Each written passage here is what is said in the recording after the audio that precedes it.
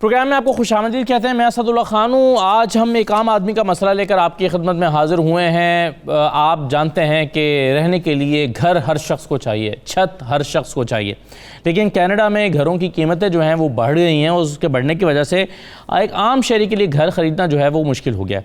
अब उसमें उसकी कई वजूहात हैं और उन वजूहात में से एक ये भी है कि कैनेडियन गवर्नमेंट ने जो रियल स्टेट और मॉर्गेज के हवाले से जो कवानीन हैं उसमें वो तब्दीलियाँ लेकर आए हैं। अब हम आज के प्रोग्राम में ये देखेंगे कि क्या तब्दीलियाँ आई हैं, इन तब्दीलियों की वजह से क्या फ़र्क पड़ा है, कीमतें क्यों बढ़ी हैं और आम आदमी के पास अब रास्ते कौन कौन से हैं। इन तमाम चीज़ों को हम डिस्कस करेंगे और इसको डिस्कस करने के लिए इसी बिज़नेस और इसी शोबे से वाबस्ता मेहमान हमारे साथ मौजूद हैं। मेरे साथ इरफान चौधरी साहब हैं, मॉर्गेज स्पेशलिस्ट हैं। बहुत शुक्रिया इरफान चौधरी साहब, आपको हम खुशामदीद कहते हैं। गुलाम नबी साहब हमारे साथ मौजूद हैं, रियल स्टेट एडवाइज़र है। गुलाम नबी साहब खुशामदीद। और इकराम फरीद साहब हमारे साथ मौजूद हैं। इकराम फरीद साहब भी रियल स्टेट के बिज़नेस से वाबस्ता हैं। मैं तमाम मेहमानों को खुशामदीद कहूँगा। सबसे पहले इकराम फरीद साहब आप ही से मैं शुरू करता हूँ। सबसे पहले तो ये बताइए कि ये जो कानून आया है या कवानीन में तब्दीली हुई है ये क्या है और इससे क्या फ़र्क पड़ा है? जी सलाम, thank you for taking me on here. ये जो इंट्रोड्यूस हुआ है stress test from June 1st, इसका जो for a lay person stress test is like ये गवर्नमेंट ऑफ कनाडा ने 2016-17 में इंट्रोड्यूस करवाया था जब हाउसिंग मार्केट बहुत ऊपर जा रही थी। तो उस टाइम इन्होंने इंट्रोड्यूस करवाया था first time with the help of bank of Canada और जितने भी इंस्टीट्यूशन हैं फाइनेंशियल, ताकि मार्केट को थोड़ा सा जो प्राइसेस हैं उनको कंट्रोल किया जाए। और दूसरा जो इसको इसलिए इंट्रोड्यूस करवाया गया था कि जो बंदे अभी घर ले रहे हैं उनकी कुवत को देखा जाए कि अगर इंटरेस्ट रेट बढ़ते हैं, अभी right now interest rates are rock bottom 0.99 पे भी आपको मॉर्गेज मिल रहा है। तो अगर इंटरेस्ट रेट को वो बढ़ाते हैं तो क्या इनके अंदर इतनी कुवत है बंदूक के कि वो मॉर्गेज पे कर सकते हैं? अगर मॉर्गेज 1.5 पे या 2.5 पे या 3% पे चला जाता है तो क्या वो अपना मॉर्गेज पे कर सकते हैं? ठीक है, तो उसको टेस्ट करने के लिए ये स्ट्रेस टेस्ट इन्होंने इंट्रोड्यूस करवाया था 2016-17 में और अभी जून 1 से दोबारा इन्होंने ये इंट्रोड्यूस करवाया ताकि मार्केट को थोड़ा सा कंट्रोल किया जाए। जो बंदे क्वालिफाइड पीपल हैं, लेट्स से कि एक बंदा क्वालिफाइड करता है 1 मिलियन का घर लेने के लिए, तो आफ्टर दिस टेस्ट वो उसकी क्वालिफिकेशन प्रोबेबली 925-950 पे आ गई है। तो जो वो 50,000 का गैप है वो ये स्ट्रेस टेस्ट इसलिए इंट्रोड्यूस करवाया कि उसको अपनी कुवत का पता हो कि क्या मैं इसको पे कर सकता हूँ या नहीं। और ये टेस्ट किन चीज़ों पर इवैल्यूएट किया जाता है? ये बहुत से इसके अंदर फैक्टर लाइक मैटर करते हैं। जो फर्स्ट एंड मोस्ट इम्पॉर्टेंट है वो है आपकी सैलरी। ठीक है, कि आपकी हाउस होल्ड इनकम कितनी है।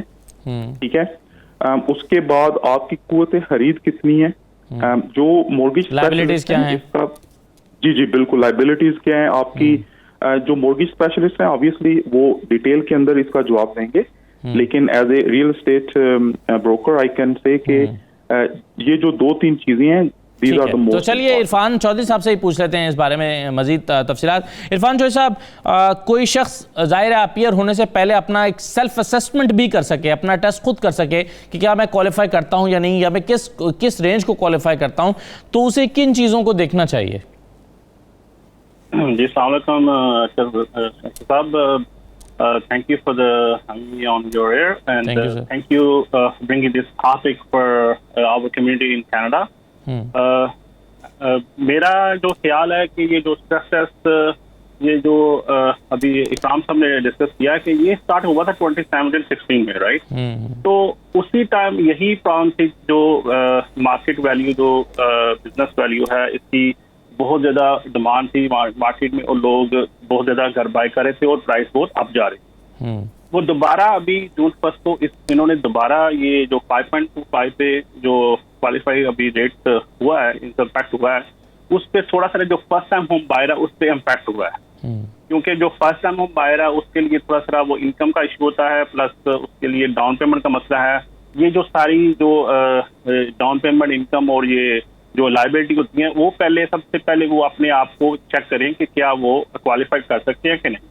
तो उनके लिए हर वेबसाइट पे और हर जगह पे ये मॉर्गेज कैलकुलेटर है, जहाँ पे वो अपनी इनकम डाल के प्लस वो अपनी यूटिलिटी डाल के प्लस वो अपना कार का जो पेमेंट है वो डाल के, तो वो अपनी रेशो चेक कर सकते हैं कि क्या वो क्वालिफाइड इस मॉर्गेज अमाउंट को क्वालिफाई कर सकते हैं, क्योंकि उनके पास पता होता है, उनको पता होता है कि हमारे पास कितनी डाउन पेमेंट है। ठीक, ये अफेक्ट है for the first time buyer. ठीक है, बिल्कुल सही है। तो गुलाम नबी साहब ये बताइए, आपके इस पॉलिसी की वजह से हम क्या ये कह सकते हैं कि घरों की कीमतों में फ़र्क पड़ गया है, या हम ये कह सकते हैं कि कम लोग ख़रीद पा रहे हैं थ्रू मॉर्गेज, कम लोग इसको क्वालिफाई कर पा रहे हैं, या हम ये कह सकते हैं कि इसकी जो मार्केट वैल्यू है या कीमतें हैं वो बढ़ गई हैं और घर खरीदना मुश्किल हो गया? जी अस्सलाम वालेकुम। सबसे पहले तो मैं कहना चाहूँगा जो मॉर्गेज इसकी वजह से कोई ज्यादा इम्पैक्ट नहीं पड़ा, लेकिन स्टेबिलिटी थोड़ी आ गई है मार्केट में। यानी ये बेहतर हुआ है आपके ख्याल में?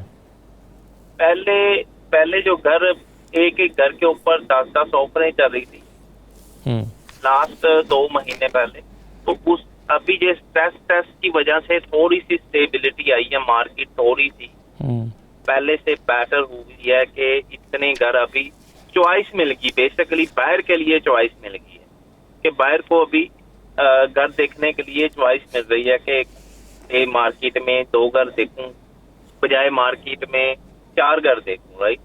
तो इसी तरह ही आप कह सकते हैं कि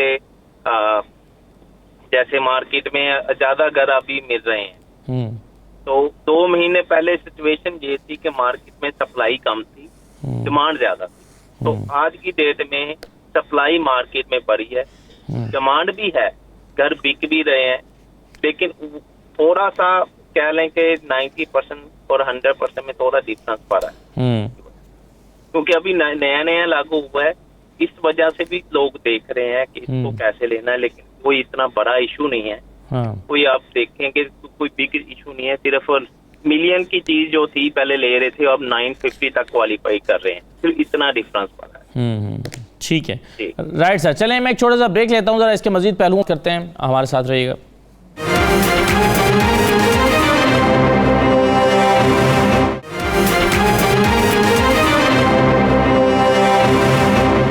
दोबारा आपको खुशामदीद कहते हैं। ये तो एक इकराम फरीद साहब, एक वैसे भी जब आप गाड़ी बैंक से ले रहे हों, लोन ले रहे हों, तो वो आपकी कैपेसिटी चेक करते हैं और हर शख्स को आंखें बंद करके लोन नहीं देते। ना गाड़ी देते हैं, ना कैश लोन देते हैं, वो समझते हैं, या ना क्रेडिट कार्ड देते हैं, वो समझते हैं कि अगर एक शख्स पे ही नहीं कर सकता तो ये जो है वो गाड़ी लेकर हमें इसकी किस्तें कैसे अदा करेगा। और इसी वजह से किसी भी शख्स की पहले असेसमेंट होती है। लेकिन मॉर्गेज के हवाले से अब यहाँ पर अगर ये कानून पहले आया और अब फिर दोबारा आया है, तो इससे मार्केट के ऊपर आपके ख्याल में कोई फ़र्क पड़ा है? देखिए हाँ साहब, मार्केट के ऊपर डेफिनेटली असर, 2 किस्म के असर होंगे इसके, एक शॉर्ट टर्म होगा, एक लॉन्ग टर्म होगा।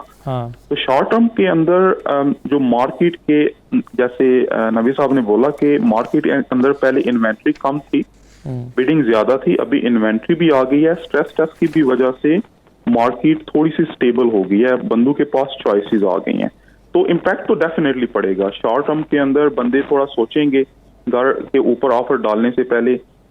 वैसे जो अच्छे घर हैं अभी भी निकल रहे हैं। कल जैसे हमने एक मिसिसागा के अंदर घर सोल्ड किया है 70,000 ओवर आस्किंग प्राइस, ठीक है। तो जो अच्छे घर हैं वो तो निकल रहे हैं, लेकिन जो पहले जिन घरों को थोड़ा सा टाइम लगता था निकलने में, 1 मंथ, उसके ऊपर भी 10 बिट, लेकिन अभी थोड़ा सा वो स्लो हो जाएंगे, 1-2 महीना, हो सकता है 2-3 वीक, हो सकता है 4 वीक वो मार्केट के अंदर रुकेंगे। तो इम्पैक्ट शॉर्ट टर्म तो ये होगा। लॉन्ग टर्म के अंदर जो घर मिलियन का था, अगर वो 950 का या 930 का हो जाता है, it will be good for the buyer too. अगर आप पहले मिलियन के लिए क्वालिफाई करते थे, अभी आप क्वालिफाई कर रहे हैं 930 के लिए या 950 के लिए, लेकिन जो घर मिलियन का था वो भी 950 का हो गया है, तो लॉन्ग टर्म इम्पैक्ट इतना ज्यादा नहीं होगा मेरे ख्याल में। जी, बिल्कुल सही है। अच्छा इरफान साहब, हम देखते हैं कि कनाडा में हर साल 25,000 से ज़ायद जो है वो इमिग्रेंट्स आते हैं। अब जाहिर है हर शख्स जो वहाँ पर आ रहा है उसको रहने के लिए घर चाहिए, तो ऐसी सूरत हाल में आपके ख्याल में नए आने वालों को की मुश्किलात में इजाफा होगा क्योंकि हो सकता है वो क्वालिफाई ना कर रहे हों, या वो ऐसे लोग जो रेंट पर लेना चाहते हैं, जाहिर है बहुत सारे लोग ऐसे हैं जो इन्वेस्टर्स हैं, वो घर ख़रीद के लोगों को रेंट पर दे देते हैं। तो आप नए आने वालों को किस तरह से देखते हैं? खान साहब, मेरा ख्याल है कि जो इमिग्रेंट आता है उसको सबसे पहले अपनी जो वाइफ हस्बैंड जो होते हैं उनको सबसे पहले अपना क्रेडिट कार्ड लेना चाहिए, जो जिससे ये क्रेडिट स्टैब्लिश होता है। अगर उनके पास डाउन पेमेंट है या वो एक प्रोग्राम है रेंट टू ओन, वो भी यूज कर सकते हैं, या उन्होंने अभी उनके पास डाउन पेमेंट इतनी नहीं है तो वो ज्यादा से ज्यादा वो अपने आप को एज ए रेंट स्टोर करके तो अपने आप को स्टैब्लिश कर सकें, जिसमें वो अपनी सेविंग कर सकें, वो अपना क्रेडिट हिस्ट्री पे जो क्रेडिट कार्ड होते हैं वाइफ और हस्बैंड के दोनों के, वो अपने क्रेडिट कार्ड अपना करें। उसके बाद सबसे पहले उनको ये होता है कि वो अपने आप को जो इनकी जो ज्यादा क्रेडिट कार्ड ले तो लेकिन उसको लेट पेमेंट ना करें, क्योंकि वो एक प्रोसेस होता है कि एक भी लेट पेमेंट हो जाए तो वो उससे इम्पैक्ट बैड इम्पैक्ट होता है। तो डाउन पेमेंट अपनी सेविंग करें जितनी ज्यादा कर सकते हैं। उसके बाद जो बेस्ट एडवाइस है कि अगर उन्होंने कोई भी घर लेना है फर्स्ट टाइम और के लिए, कि वो सबसे पहले वो किसी एडवाइजर से मिलें, वो एडवाइस दें कि उनके लिए बेहतरी क्या इंटरेस्ट रेट क्या मिलेगा, उनको कौन से बैंक से ऑफर मिलेगी। ये सारी चीजें जो होती हैं वो तकरीबन वो फर्स्ट टाइम होम बायर के लिए ज्यादा इम्पैक्ट करती हैं कि जिससे वो अपने आप को क्वालिफाई करा सके। जी, अच्छा गुलाम नबी साहब, ये बताइए, ये टोरंटो रीजन का जो रियल एस्टेट बोर्ड है उसने दादोशुमार शाये किए हैं। वो ये कहता है कि जी 13% जो है वो घरों की फ़रोख्त में कमी हुई है, 13%। ये उनकी ऑब्जर्वेशन है, ये उनके पास आदादोशुमार हैं। तो जब आपके मार्केट में बायर कम हो जाता है तो कीमतें तो गिर जानी चाहिए, क्योंकि बायर कम हो गया है। बायर बढ़ जाएगा, डिमांड बढ़ जाएगी तो कीमतें भी बढ़ जाएंगी। तो इस वक्त जो कीमतें हैं वो मार्केट में कम हुई हैं, ज़्यादा हुई हैं, या इतनी ज़्यादा कम या ज़्यादा नहीं हुई कि वो नोटिसेबल हो? जी, ये मैं आपको कहना चाहूँगा, ये जो मार्केट अभी फिलहाल के लिए थोड़ी सी स्टेबल हो गई है, उसका ये मतलब नहीं है कि उसकी प्राइस कम हो गई है घरों की। घरों की प्राइस वैसे ही स्टेबल है, लेकिन थोड़ा सा डिफरेंस पड़ा है कि जिस तरह से स्ट्रेस अभी नया लागू हुआ है, तो लोगों को समझने के लिए थोड़ा टाइम लगेगा इसके ऊपर। एक आधा महीने के बाद आप देखेंगे कि मार्केट और जंप करेगी, क्योंकि हमारे कनाडा की मार्केट जिस हिसाब से जा रही है वो पीछे हटने वाली नहीं है। जो हम देख रहे हैं वो अभी तक तो स्टेबल ही जा रही है, कोई प्राइस में कोई डिफरेंस नहीं आया, थोड़ी स्टेबल हो गया मार्केट। स्टेबल हो गया। स्टेबल आप किसको कह रहे हैं, आप कैसे डिफाइन करते हैं स्टेबल को? जैसे कि कह लें मार्केट में कोई घर लगा हुआ है 9 लाख का, जिसकी प्राइस बिकने के लिए 6 महीने पहले 9 लाख का था, अभी $1 मिलियन का हो गया है। तो वो $1 मिलियन के ऊपर ही बैठा हुआ है घर। वो बंदा जो बेच रहा है घर, वो $1 मिलियन का ही बेच रहा है।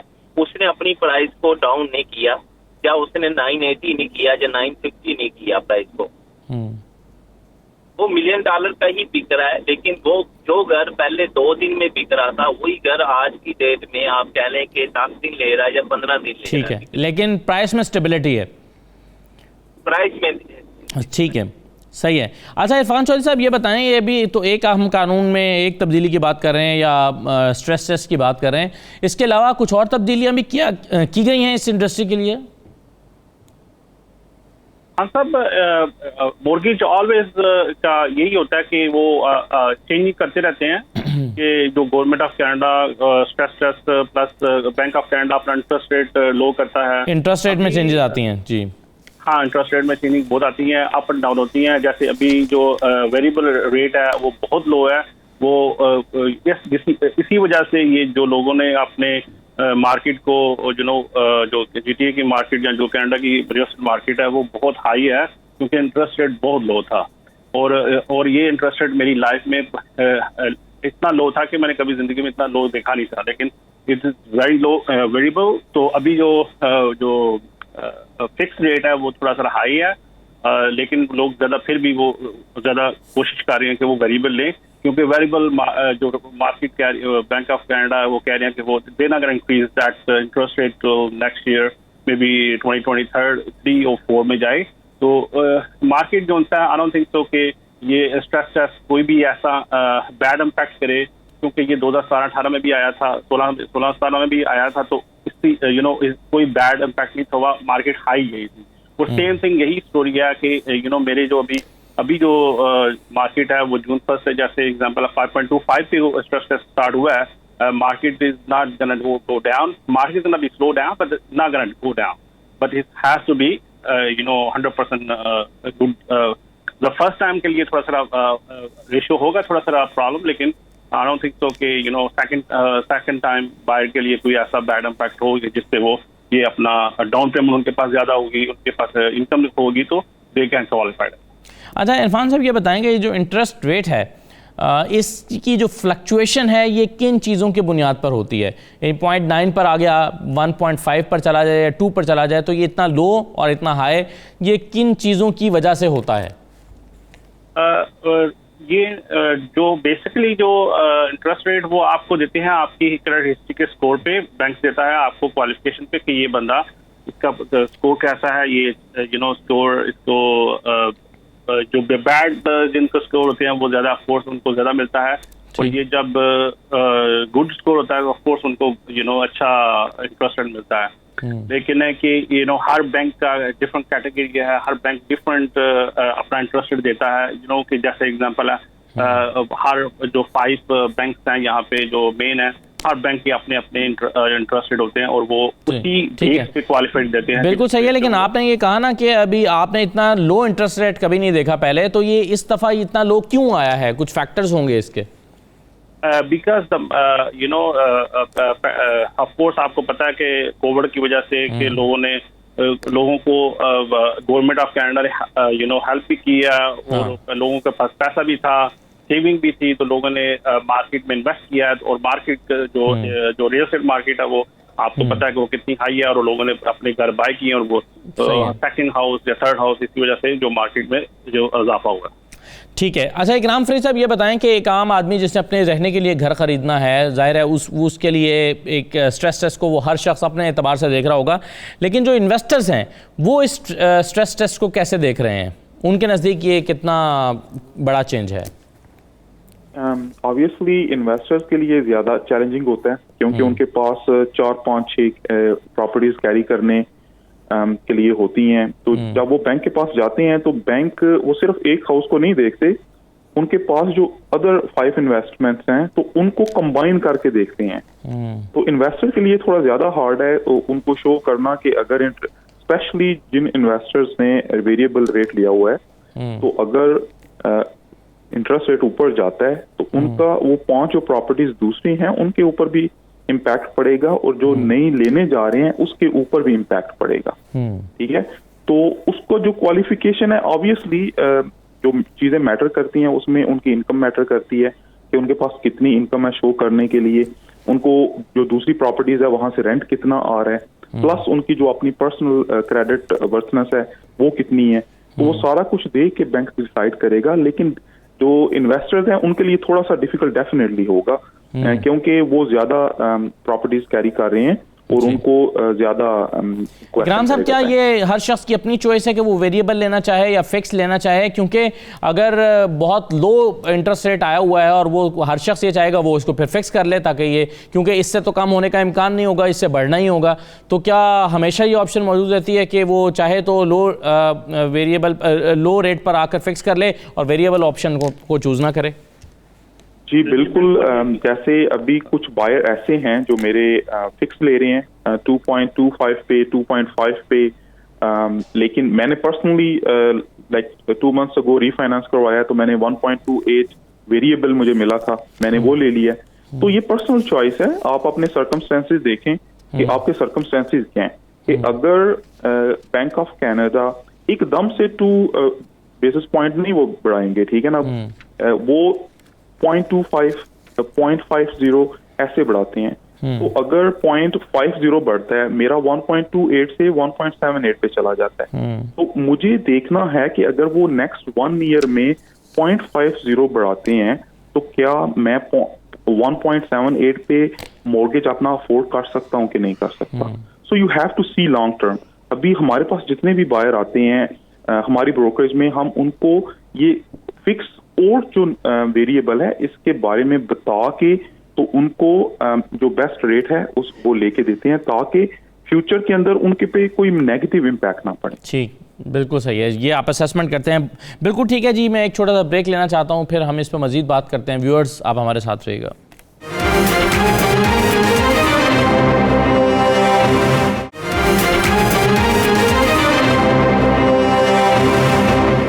दोबारा आपको खुशामदीद कहते हैं। गुलाम नबी साहब, ये बताइए कि बैंक ऑफ कनाडा ने अपने जो अभी थर्सडे को अपना उनका जो मालियाती निज़ाम का जायज़ा था, उसमें उन्होंने कहा कि बहुत सारे ऐसे घरानों ने मॉर्गेज ले लिया है जिनकी आमदन कम है और उन्होंने कर्ज़े ज़्यादा ले लिए हैं। तो डेफिनेटली ये बैंक ऑफ कनाडा की एक तशवीश होगी और गवर्नमेंट की एक तशवीश है जिसकी वजह से उन्होंने ये कानून लाया।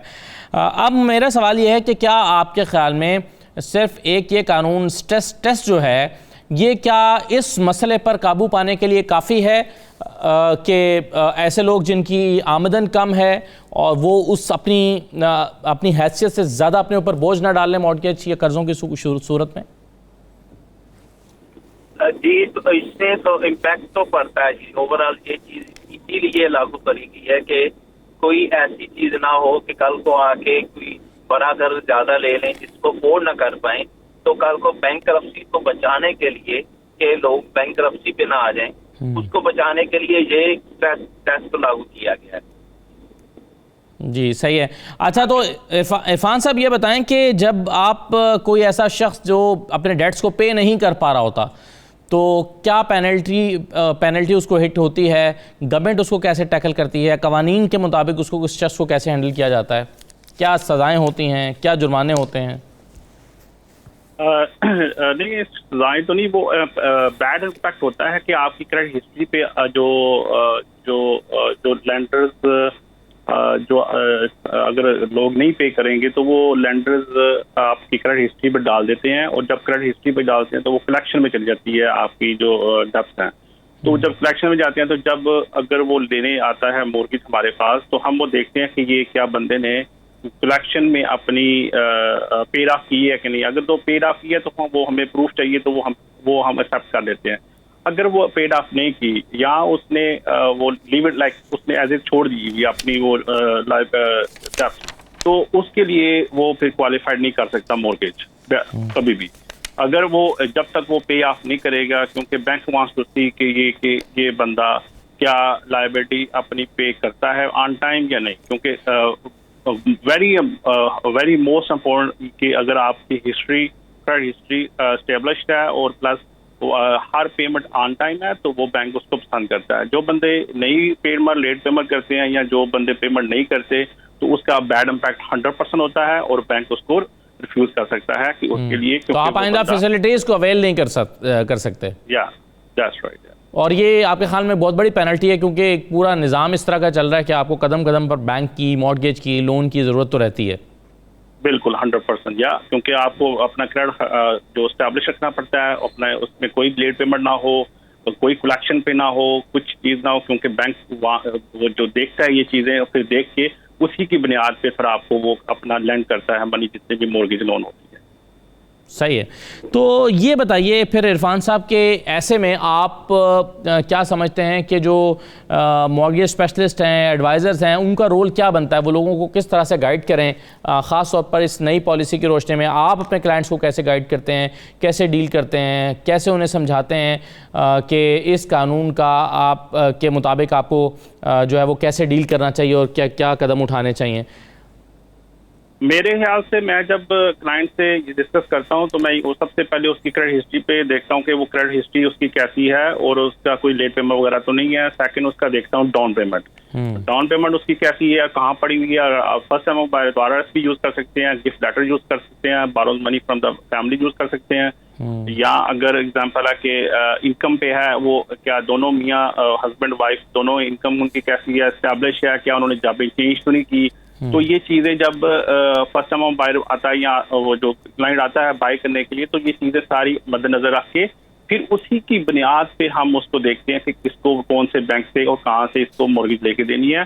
क्योंकि हर बंदे की क्रेडिट हिस्ट्री हर वो कैटेगरी डिफरेंट होती है। उसकी जो क्रेडिट हिस्ट्री में या डाउन पेमेंट या कोई उसका सिस्टम वो टोटली हर बंदे का डिफरेंट होता है, तो सेम हर चीज नहीं हो सकती किसी की। तो उसी की बुनियाद पे फिर हम उसके मुताबिक उसको लेंडर पे लेके जाते हैं, फिर उसको वो क्वालिफाई कराते हैं। सही है। अच्छा इकराम फरीद साहब, ये बताएं कि कोविड की वजह से रियल एस्टेट के बिजनेस पे कितना फर्क पड़ा? जी, लास्ट टाइम हमने डिस्कस किया था खान साहब कि इसका रियल एस्टेट के बिजनेस के ऊपर एक्चुअली पॉजिटिव इम्पैक्ट पड़ा है। अच्छा। जो दूसरे बिजनेस है ऑब्वियसली उनके ऊपर नेगेटिव था, लेकिन रियल एस्टेट एक ऐसा बिजनेस था जिसके ऊपर पॉजिटिवली इसका इम्पैक्ट पड़ा था सेल के अंदर, क्योंकि इन्वेंट्री बहुत कम थी और काफी बंदे जो कॉन्डोमिनियम या फिर टाउन हाउसेज में रहते थे जहाँ पे बैकयार्ड नहीं था या फिर फैसिलिटीज बंद थी, वो चाहते थे कि हम उनसे निकलें, वी वांट टू अपग्रेड। तो अपग्रेड के चक्कर के अंदर जो कॉन्डो वाला है वो सेमी डिटैच बाय कर रहा है, जो सेमी डिटैच वाला है वो डिटैच बाय कर रहा है। और दूसरा जो एक चीज हुई है कि वर्क फ्रॉम होम की वजह से आप यकीन करें कि टोरंटो के अंदर बहुत ज्यादा इस टाइम कॉन्डोमिनियम रेंट के लिए पड़े हुए हैं, लेकिन कोई रेंटर नहीं है, क्योंकि जो डाउनटाउन टोरंटो में बंदे रहते थे वो कहते हैं हमने घर से काम करना है, तो हम तो किचनर वाटरलू या फिर बैरी में या फिर जो दूर दराज के एरियाज हैं जहाँ पे घर की लेस देन हाफ प्राइस है, हम वहां पे बैठ के काम कर सकते हैं। हमें कौन सा ट्रैवल करना रोजाना। एग्जैक्टली, ठीक है। मोस्ट कंपनीज ने until 2020 एंड ऑफ 2022 उनको बोल दिया कि you gonna work from home. तो उसका जो इम्पैक्ट हुआ है, जो सबर्बन एरियाज हैं, छोटे एरियाज हैं, उनकी मार्केट वैल्यू जो प्रॉपर्टीज की है वो भी ऊपर चली गई है। तो ओवरऑल इम्पैक्ट है जो वो पॉजिटिव है, लेकिन लॉन्ग टर्म इम्पैक्ट क्या होगा जब बंदे वापस आएंगे, जब गवर्नमेंट की हेल्प बंद हो जाएगी, वो अभी किसी को नहीं पता। ठीक है, अभी स्ट्रेस टेस्ट भी इसीलिए लेके आए हैं। वो देखें कनाडा के अंदर it's a control monetary policy, it's not like USA के अंदर कोई सेंट्रल मॉनेटरी पॉलिसी नहीं है। बंदे like every state has their own rules. तो यहाँ पे जैसे ही गवर्नमेंट देखती है कि बंदे जो अफोर्ड नहीं भी कर सकते वो भी घर बाय कर रहे हैं, तो वो स्ट्रेस टेस्ट से उसको थोड़ा सा कंट्रोल करने की कोशिश करते हैं ताकि जो हमारी हाउसिंग मार्केट है वो क्रैश ना हो। सही है। तो अब ये बताइए कि इसमें कोविड के दौरान में आपने कहा कि पॉजिटिव इम्पैक्ट आया है, ज़्यादा बिजनेस छोटे घरों का हुआ है, बड़े घरों का हुआ है, लोगों का रुझान क्या रहा है? क्योंकि कुछ इनसिक्योरिटीज़ भी तो इस दौरान में रही हैं ना, लोग समझते थे कि पता नहीं हमारी बहुत सारे लोगों की जॉब भी सफ़र की है, इनकम डिस्टर्ब भी हुई है और फिर अनसर्टेनिटी भी थी। तो आप पॉजिटिव इम्पैक्ट छोटे घरों पर ज़्यादा देखा है आपने या बड़े घरों पर? ओके, सो 2019 के अंदर आप यकीन करें कि it was very difficult to buy a condo जो अपार्टमेंट है उसको इधर कॉन्डो कहते हैं। तो उसके ऊपर बिडिंग चल रही थी, कॉन्डो बहुत ज्यादा हाई जा रहे थे 2019 में। मार्च 2020 के बाद कॉन्डोमिनियम मार्केट एटलीस्ट 30 to 40% नीचे गई है, क्योंकि फैसिलिटीज जिम वगैरह पूल वगैरह सारा कुछ बंद हो गया था। So people were not buying condominium, लेकिन उसके ऊपर नेगेटिव इम्पैक्ट पड़ा था कॉन्डोमिनियम मार्केट पे। लेकिन जो सेमी डिटैच हैं, डिटैच घर हैं, उनकी मार्केट बहुत ज्यादा ऊपर गई है। So negative impact is on condor but positive impact is on bigger houses.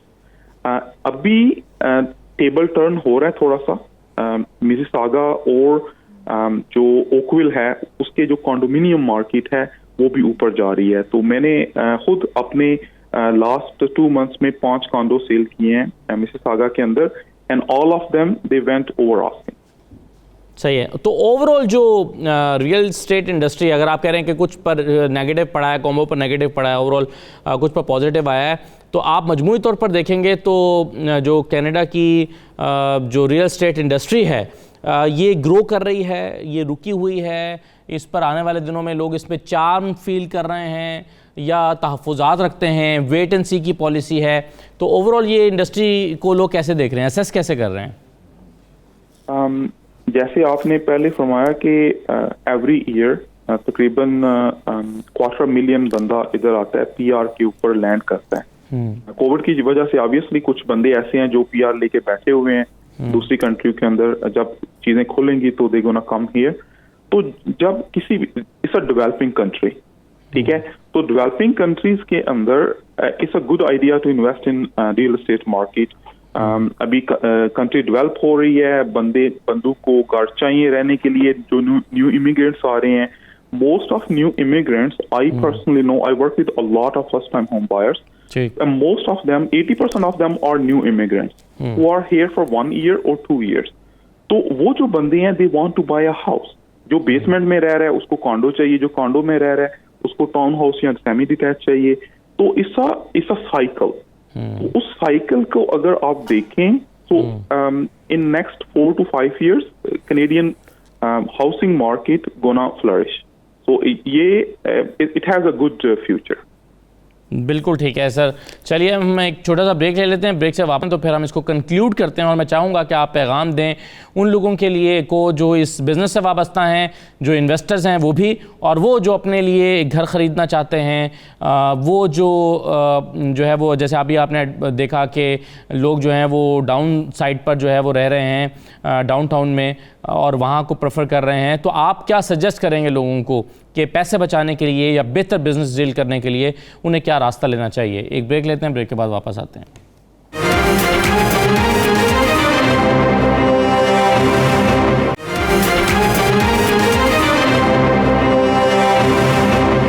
दोबारा आपको खुशामदीद कहते हैं. मैं अब चाहूँगा, जैसा कि मैं ब्रेक पर जाने से पहले कहकर गया था, कि आप एडवाइस क्या करना चाहेंगे? आप तीनों ही हमारे जो गेस्ट हैं वो एक्सपर्ट हैं इस बिज़नेस के, और इरफान साहब मॉर्गेज को देखते हैं और ग़ुलाम नबी साहब, इकराम साहब जो हैं वो रियल एस्टेट के एडवाइज़र भी हैं, इस बिज़नेस से वाबस्ता भी हैं. तो मैं ग़ुलाम नबी साहब आपसे शुरू करते हुए, आप इस सिनेरियो में, एक तो कोविड का सिनेरियो है, यानी बहुत सारे फैक्टर्स को आपको देखना होता है ना. एक कोविड का फैक्टर है, एक फिर ये नए कवानीन का फैक्टर है, ये स्ट्रेस टेस्ट का फैक्टर है, वर्क फ्रॉम होम का फैक्टर है. आप इन सारी चीज़ों को देखते हुए दो लोगों को कैसे एडवाइस करेंगे? वन जो इन्वेस्टर है, और सेकंड जो लोग अपने लिए घर ख़रीदना चाहते हैं रहने के लिए, क्या, और तीसरे वो लोग जो ऑब्वियसली रेंट पर ये फैसिलिटी अवेल करना चाहते हैं. ग़ुलाम नबी साहब. सबसे पहले तो इन्वेस्टर है. इन्वेस्टर दो तरह के हैं, एक है लोकल इन्वेस्टर, एक फॉरेन इन्वेस्टर है. फॉरेन इन्वेस्टर भी इस टाइम कनाडा में बहुत ज्यादा है. अगर आप कहें तो फॉरेन इन्वेस्टर बहुत ज्यादा इस टाइम इन्वेस्ट कर रहे हैं कनाडा के अंदर, जिन्होंने कनाडा में आना है. और दूसरे इन्वेस्टर हैं जो लोकल इन्वेस्टर है. लोकल इन्वेस्टर को मैं ये कहना चाहूंगा, जो मेरा एक्सपीरियंस है, मैं एक ब्रोकर हूँ रियल एस्टेट का, तो मैं एज एडवाइस कर सकता हूँ कि आप घर, जितने भी आप घर ले रहे हैं, 4 ले रहे हैं, 5 ले रहे हैं, उसको आप रखें ना, साथ साथ कमाते रहें. कमाएंगे तो आपका इन्वेस्टमेंट से प्रॉफिट ज्यादा बनेगा. यानी आप ये कह रहे हैं कि ज्यादा प्रॉफिट के लिए इंतजार ना करें, बल्कि कम प्रॉफिट में भी आप उसको साइकिल में रखें. साइकिल में रखें जी. तो लोकल इन्वेस्टर को उसमें ज्यादा प्रॉफिट होगा. अगर एक प्रॉपर्टी, लेट्स से मैं आपको सिंपल बात में बताना चाहूँ, जैसे कि एक प्रॉपर्टी आपने कोई भी 5 लाख की या 7 लाख की या $1 मिलियन की कोई भी अमाउंट में ली है, अगर वो आपकी 1 साल के बाद $2 लाख प्रॉफिट दे रही है, या $1 लाख प्रॉफिट दे रही है, उसको बेच के आगे 2 घर और ले लें. राइट. तो 2 घर अगर आगे आप लेंगे तो उसमें भी आपका फायदा होगा जी. अगर उसको आप रखेंगे 3, 4 साल, 5 साल, 6 साल बाद, तो उसने प्राइस उतनी बढ़नी. अगर एक साल में 1 लाख प्रॉफिट दे रहा है, 4 साल के बाद अगर वही घर आपको 2 लाख प्रॉफिट दे रहा है या 3 लाख प्रॉफिट दे रहा है, सही. लेकिन अगर आप वही 1 लाख प्रॉफिट के साथ निकल जाते हैं, 2 घर और ले लेते हैं, हाँ. उसी पैसे से, तो आपको 2 गुना पैसे की प्रॉफिट होगी. सही. क्योंकि आपने 2 घर बाय किए हो. और जो फॉरेन इन्वेस्टर हैं, वो इस टाइम काफी इन है कनाडा के अंदर, काफी इन्वेस्टमेंट कर रहे हैं. उसको भी मैं कहना चाहूंगा, कनाडा अभी भी बहुत रूम है कनाडा के अंदर, बहुत इन्वेस्टमेंट यहाँ पे आप कर सकते हैं, बहुत अच्छी इन्वेस्टमेंट जा रही है. तो आप इधर पैसा लगाएंगे, आपको अच्छी बेनिफिट होगा. क्योंकि पिछले साल से अभी तक जिन्होंने मेरे जितने भी इन्वेस्टर हैं, मैंने अपना कैम्ब्रिज में, वुडस्टॉक में, और इसके अलावा मिसिसागा, ब्रैम्पटन में जितने भी इन्वेस्टरों को प्रॉपर्टी लेके दी है, he is very happy now. Making like एक घर में 2-2, $2.5 लाख बनाया है एक साल में बना कर इन्वेस्टमेंट कर. तो अभी भी बहुत रूम है. अगर आप करना चाहें तो अभी भी ऐसी जगह है, छोटे छोटे टाउन है वहाँ पे घर बुक करवाएं या अपना पुराना कोई भी घर देखें, तो वो आप उसके लिए भी राब्ता कर सकते हैं। जैसे कोई भी आपका रियल्टर है या मुझसे राब्ता कर सकते हैं, तो आपको एक अच्छी एडवाइस बता सकते हैं डिटेल में जी। दूसरा, जो लोकल जिन्होंने अपने लिए घर लेना है, उन्होंने तो देखें जी लेना ही लेना है घर, तो अपने रहने के लिए घर तो सबको चाहिए जी। राइट। तो चाहे कोई छोटा चाहिए या बड़ा चाहिए, लेकिन मैं ये कहना चाहूंगा जिन्होंने अपने लिए घर लेना है वो अपनी पूरी सिस्टम से देख के कितना तक वो अफोर्ड कर सकते हैं, अपनी अफोर्डेबिलिटी के हिसाब से वो अपना घर लें। ऐसे ना करें कि जैसे कि कई लोग होते हैं वो कहते हैं कि हमने घर लेना, भरा लेना है। छोटे स्टेप से बड़े स्टेप में आए, एक साइकिल में जाएं, पहले छोटा घर लें, उसके बाद रहने के बाद थोड़ी देर बाद या 1 साल बाद 2 साल बाद वेट करके फिर उसको अपग्रेड करें बड़े घर में, ताकि आपको थोड़ा आइडिया हो जाता है। जो नया लोग घर लेते हैं, फर्स्ट टाइम बायर होते हैं, उनको थोड़ा आइडिया होना चाहिए कि कैसे कैसे स्टेप बाय स्टेप चलना है। बिल्कुल सही, वो स्टेबल रहते हैं। ठीक है, बिल्कुल सही है। इकराम फरीद साहब, आपकी राय क्या है? यही सवाल मेरा आपके लिए भी है कि आप कैसे सजेस्ट करेंगे लोगों को? जी, लोकल जो इन्वेस्टर हैं उनको मैं यही कहूँगा, GTA के अंदर स्पेशली ग्रेटर टोरंटो एरिया का जो कॉन्डो मार्केट दोबारा वापस आ रही है। हमारे पास काफ़ी अच्छी डील्स हैं कॉन्डो के अंदर अभी भी, जो कि इसके अंदर काफ़ी पोटेंशियल है ग्रोथ की। So my suggestion will be condo as of now, क्योंकि जो डिटैच या फिर town freehold townhouses हैं वो मार्केट के अंदर बहुत ज़्यादा नहीं है। कंस्ट्रक्शन कॉस्ट बढ़ने की वजह से बिल्डर के ऊपर काफ़ी इम्पैक्ट आ रहा है उसका, तो वो ज़्यादा लॉन्च नहीं कर रहे। तो जो कॉन्डोमिनियम है अभी मार्केट में काफी ज्यादा खड़े हैं, एंड नेक्स्ट 1 to 2 years वो आपको काफी ज्यादा रिटर्न दे सकते हैं। उसके अलावा जो नेशन वाइड करते हैं इन्वेस्टर्स, लाइक वो हैं तो यहाँ पे GTA, लेकिन वो कैलगरी में भी कर रहे हैं, एडमिंटन में भी कर रहे हैं, BC में भी कर रहे हैं। तो हमारे पास अभी कैलगरी के अंदर एक बहुत अच्छा टाउन हाउसेज का प्रोजेक्ट आया है जो कि सिर्फ 300,000 से स्टार्ट हो रहा है। ठीक है, यहाँ से काफी ज्यादा लोग लास्ट 6 months में कैलगरी मूव हुए हैं। ठीक है, तो डिपेंड करता है लोकेशन के ऊपर इन्वेस्टर्स के लिए, कौन सी लोकेशन है, एयरपोर्ट से कितनी दूर है, डाउनटाउन से कितनी दूर है। तो देखें, आप अपने जो रियल एस्टेट एडवाइजर है उसके साथ मीटिंग करें, उससे पूछें कि what is the best choice right now for next 2 to 3 years। ये तो है इन्वेस्टर्स के लिए। जो होम बायर्स हैं, फर्स्ट टाइम हो गया या सेकंड टाइम हो गया, specially for the first timer and the new commerce, क्योंकि बहुत ज्यादा हमारे जो लिसनर व्यूअर्स हैं जो पाकिस्तान या फिर मिडल ईस्ट या इंडिया से इधर आना चाहते हैं, उनके लिए एडवाइस ये है कि जितनी जल्दी हो सके अपना पहला घर बाय करें। This is how I calculate your rent. ठीक है, अगर आप 2000 रेंट पे कर रहे हैं, that gonna be 24,000 in 1 year. That $24,000 is down the drain. अगर आप 2000 mortgage पे करते हैं, उसके अंदर राइट नाउ इंटरेस्ट रेट इतने लो हैं कि 70-30 का रेशियो है। सही। तो आपका 2000 के अंदर में 70% आपकी सेविंग। आप कह रहे हैं कि रेंट पे करने की बजाय आप मॉर्गेज पर जाएं और आप एक जितना अर्सा आपने रेंट पे रहना है उतने अरसे में आप अपनी एक प्रॉपर्टी ओन कर सकते हैं। जी बिल्कुल, आप एक बेडरूम से स्टार्ट कर लें, स्टूडियो से स्टार्ट कर लें, कम से कम आप किसी को तो नहीं ना पे कर रहे। ठीक है, वो जो स्टूडियो है अगर आपने 2 लाख का लिया है, after 2-3 years that gonna be 4 lakh. ठीक है ना, 4 लाख का होगा, आप उसको सेल करके 2 लाख किसी बड़े घर की डाउन पेमेंट करके आप अपने आपको अपग्रेड करें। ठीक है, मैं कुछ ऐसे बंदों को भी जानता हूं जिन्होंने 2-3 प्रॉपर्टीज बाय करके अभी वो 1.2 या 1.3 मिलियन डॉलर के घर में मॉर्गेज फ्री रह रहे हैं। ठीक है, तो 2-3 दफा उन्होंने प्रॉपर्टी सेल की है, उसके अंदर से इतना प्रॉफिट बनाया है कि वो मॉर्गेज फ्री हैं। तो स्टार्ट स्मॉल, लेकिन उसको थोड़ा थोड़ा करके ग्रो करो, ना कि आप सोचो कि भाई मैंने $1 मिलियन कर लिया। बिल्कुल सही है, बिल्कुल सही एडवाइस है आपकी। जी इरफान चौधरी साहब, आप कैसे कंक्लूड करेंगे डिस्कशन को? मैं इसी को कंटिन्यू करके तो ये बोलूंगा कि ऑफ कोर्स क्योंकि मेरा रिलेटेड मॉर्गेज का है, तो मॉर्गेज के हवाले से वो वही बात कि जो स्ट्रेस टेस्ट है वो अगर एग्जांपल अभी स्टार्ट हुआ है तो छोटे से स्टार्ट करें। एग्जांपल है कांडो से स्टार्टअप कर लें, क्योंकि वो आपकी इनकम भी और आपका वो जो अपना जो क्वालिफिकेशन रेट है वो भी आपको अभी जो डाउन पेमेंट है उसके मुताबिक आप अभी कॉन्डोज वगैरह बाय कर लें, या जो छोटे से छोटा स्टार्टअप कर लें एटलीस्ट, तो वही जब एग्जाम्पल कपल ऑफ ईयर्स जब आप चेंज होते हो तो ऑफकोर्स उसमें इक्विटी और प्लस डाउन पेमेंट आपकी ऑलरेडी उसमें होती है, तो वो चेंज करके आप स्टेप दूसरा उठा सकते हो।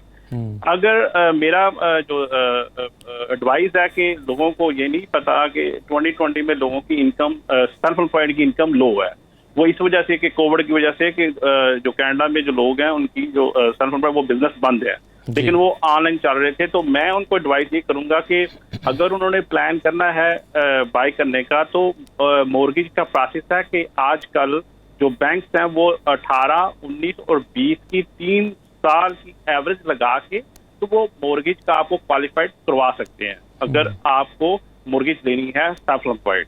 तो ये सेल्फ एम्प्लॉयड के लिए ये लोगों को पता नहीं नॉलेज है कि नहीं, लेकिन अगर वो बेस्ट एडवाइस दें किसी एडवाइजर के साथ, तो ये बैंक्स जो अलाउ कर रहे हैं वो 3 साल की एवरेज ले रहे हैं, वो 2 साल की नहीं ले रहे सेल्फ एम्प्लॉयड की, वो 3 साल की 18, 19 और 20 की। तो ये एक बहुत अच्छा इम्पैक्ट है। बैंकों ने ये इनिशिएटिव किया हुआ है कि जो सेल्फ एम्प्लॉयड लोगों के लिए, कि जो लोग अगर वो सोच रहे हैं कि हाँ उनके पास 2020 की इनकम नहीं है, थोड़ी इनकम है, लेकिन वो 3 साल की एवरेज निकाल के तो वो आपकी इनकम को ये क्वालिफाई करा सकते हैं। तो ये आप अपने बेस्ट मॉर्गेज एडवाइजर से जो भी उनके लोगों के हैं वो उनसे मशवरा ले सकते हैं।